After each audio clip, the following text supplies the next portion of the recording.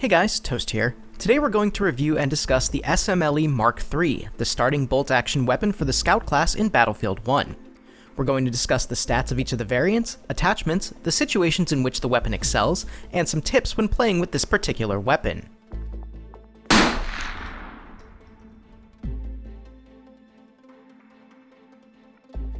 The SMLE comes in three different variants: Marksman, Infantry, and Carbine. The three variants are probably the most noticeably similar statistically of all of the starting weapons in the game.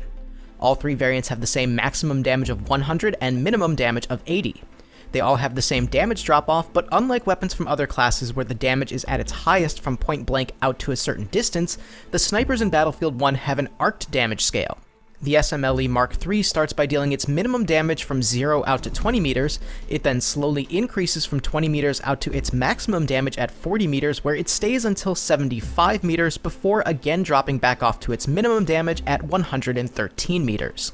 This means that the weapon is only a one-shot body shot kill between the ranges of 40 and 75 meters.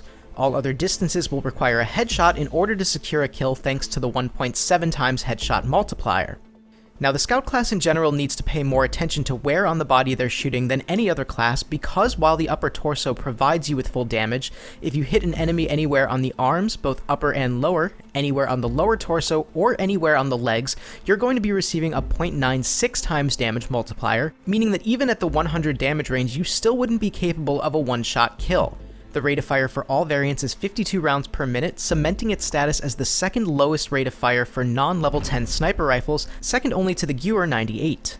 The SMLE MKIII also has the second slowest muzzle velocity of all variants at 740 meters per second, again not including the level 10 Martini Henry. However, to make up for these lacking statistics, the weapon boasts the highest magazine size at 10 rounds in the magazine. The single biggest difference between the variants, and the one that distinctly sets them apart, is the type of sight that each one uses. The Marksman is your typical sniper variant with a long-range scope, the Carbine is your mid-range variant with an optical sight, and the Infantry variant is the close-range variant using iron sights only.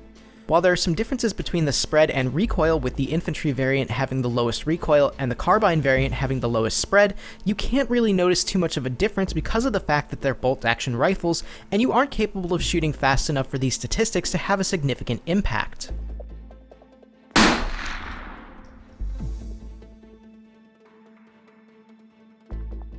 Overall, the attachments available for the different variants are pretty similar. The Infantry variant is the only one with iron sights. You have the option of 2 different iron sights as well as magnifications from 1x up to 2x, and you also have the option of attaching a bayonet for melee kills.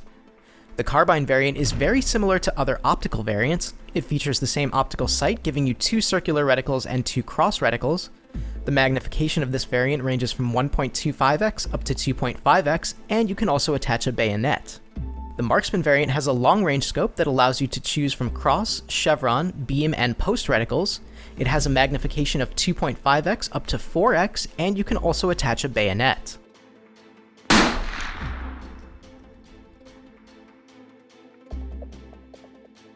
Each variant is designed for a very specific range. The Marksman version, as the name implies, is designed to be used at longer ranges.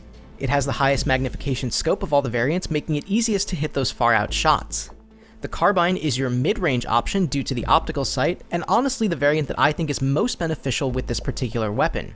The Infantry variant is your close-range one due to the fact that it has iron sights and minimal magnification, making it tough to use outside of close range, especially when it comes to gauging bullet drop.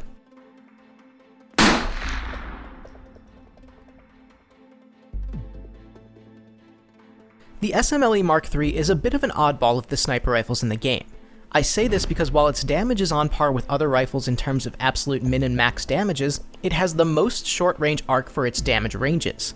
What I mean by this is that it starts to increase to its maximum damage at a shorter range than other rifles, and drops back down to its minimum damage at a shorter range than other rifles as well. In fact, the SMLE MKIII begins to drop back down to its minimum damage before the Russian 1895 even begins to increase to its maximum damage range. Given the damage ranges of the SMLE MKIII, it's pretty well set as a mid-range rifle. With a minimum damage up to 20 meters and then starting back to the minimum damage at 75 meters, your one-shot body shot kill range is pretty solidly in mid-range territory. Because of this, the Marksman and Carbine variants seem to be the best suited to perform well at the optimal ranges. You can certainly hit those further shots, but unless you're nailing every long-range shot as a headshot, you're more likely to get hit markers and give the enemy a chance to escape than with other rifles. Now, the infantry variant in my eyes is the black sheep of the variants. Its iron sights make it hard to hit long and even some medium-range shots accurately, and because the rifle doesn't hit its maximum damage before 40 meters, you're going to have to either hit a headshot, nail 2 sequential body shots, or hit a shot and then immediately follow up with your sidearm in order to get a kill. The slower rate of fire makes getting off a second rifle shot unlikely against most other classes, given that you're likely going to be engaging them at a range where they're better suited to take you out against that particular variant. My advice is to stick with the carbine and marksman variants unless you're feeling a bit sadistic and want to give the iron sights a go. Now, I want to know how you feel about the SMLE Mark III. Do you like the weapon and feel it's viable, or do you feel that there are other weapons that may be a better choice for the scout class? Let me know in the comments. If you liked the video, please leave a like, and if you want to see more content, please subscribe. Thank you guys so much for watching. This is Toast, and I'll talk to you soon.